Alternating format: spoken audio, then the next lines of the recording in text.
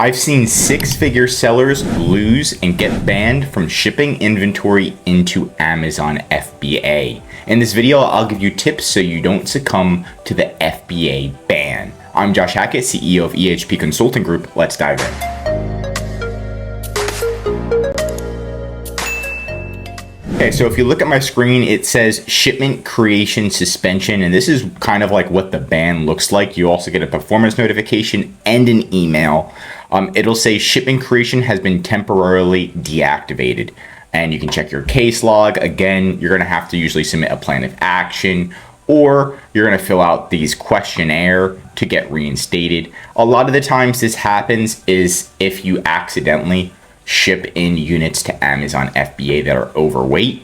So it's going to say shipping box overweight. It's going to have like photos. You can potentially dispute it if it's not overweight. But again, over 50 pounds. So you need to know the Amazon FBA policies, like how heavy can your shipment be? What is, again, the length, width, and height? So how does this usually happen? Another one is the box is too big. So if we go here, you can see that our shipment abilities have been temporarily suspended due to failure to comply with Amazon's product preparation requirements. Amazon's requirement is not exceeding 25 inches for either width, length, or height. So again, they sent in a box that was, I guess, over 25 inches in either width, length, or height, and then Amazon got them, right? They're not going to catch you every single time, but once they do, then you're going to get in trouble. And then after a couple times, what they're going to do is suspend your ability to send in FBA shipments, which could potentially put your business on hold. Now, the first thing that I want you to do is log into Amazon Seller Central, right? And then you're going to go into your inventory tab, and then you're going to go to your inventory dashboard. Once you're here, you're going to go to shipments, and then you're going to go to inbound performance. It's going to look something like this.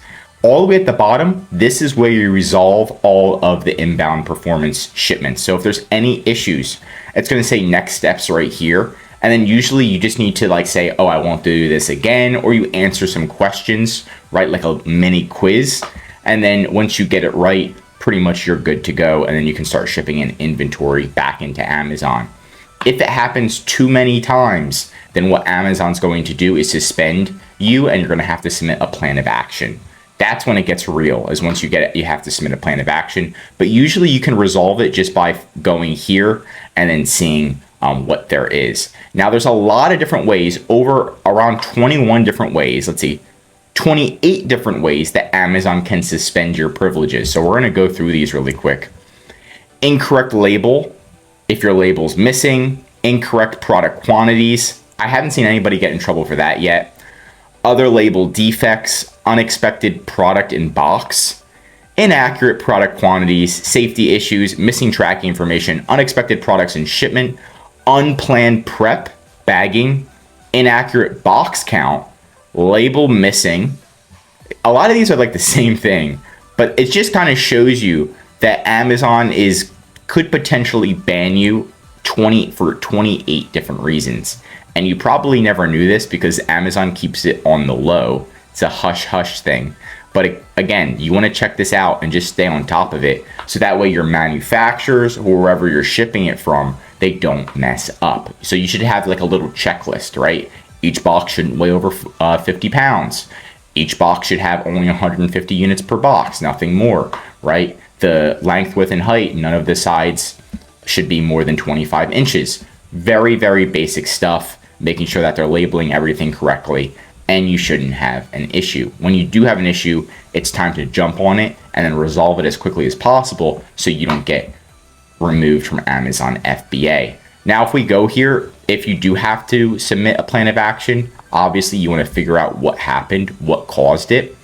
See if you can click Resolve Problems button. That's going to be at the bottom of the screen where I showed you in the inbound performance, all the way at the bottom.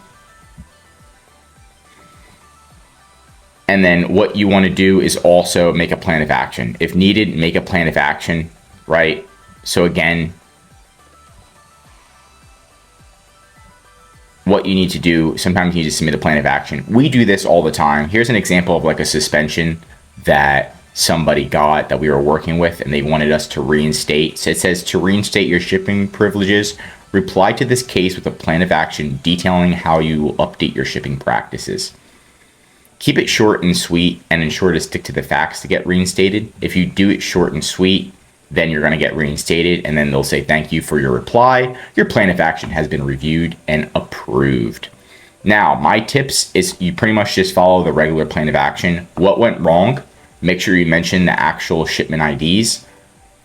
What I have done to fix the problems, and then what I have done to prevent the problems from happening again in the future. This is exactly what Amazon wants to see in the plan of action. Again, not that much work. Make sure you reference Amazon's policies, reference what policy you overlooked, and mention the exact shipment IDs that caused the problems. That's what Amazon wants to see, and then you should be able to get reinstated within 3 days.